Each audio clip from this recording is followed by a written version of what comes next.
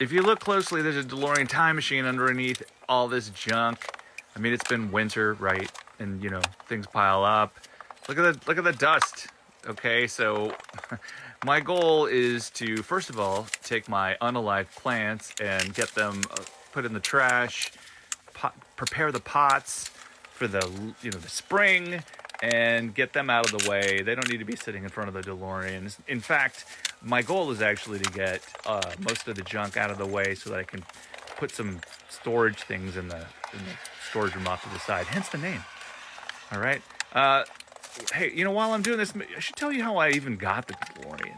It was 1998, and this guy was auctioning. Well, he wasn't really auctioning. He was kind of raffling a DeLorean, and the website he was using was garbage, and he was not doing great. So I started lowballing him offers. He eventually agreed to $15,000, and I was like, all right. And then I'm like, oh my gosh, where do I get $15,000? So I had a Discover card check. Hey, look, we own this skeleton thing. I got to do something with it. Okay, oh, hold on. Back to the story. Right. 7,000. And then I went to the bank and I'm like, hey, I want to go to college again. Can I borrow 8,000? And they said yes. So I took all the money and I cashed it. And I got on a plane. I flew to Florida. I rented a moving truck with an auto transport. Put the DeLorean on there. Barely got it on. It was barely running. And the guy was nice. They took me out to dinner. And never saw him again after that. Drove back to Texas, and you know, the DeLorean Motor Company is 15 miles away from me, so they got to spend a lot of time with this car. Eventually, I got the engine replaced, a 0-mile crate engine with a stage 2 performance upgrade is what I got. And it's like I've had a new car ever since. Everything is wonderful. It has had quite a bit of work done, but that was all pretty much finished up around 2005.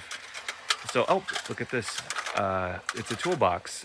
My ex-girlfriend Rebecca gave me this like 25, maybe even 30 years ago. Oh my gosh.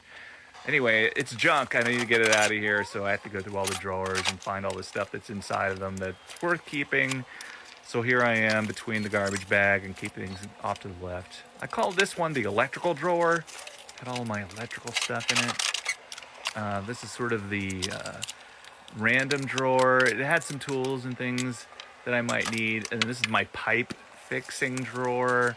Lots of things related to the pipes in the house, copper pipes, which break on the regular somewhat.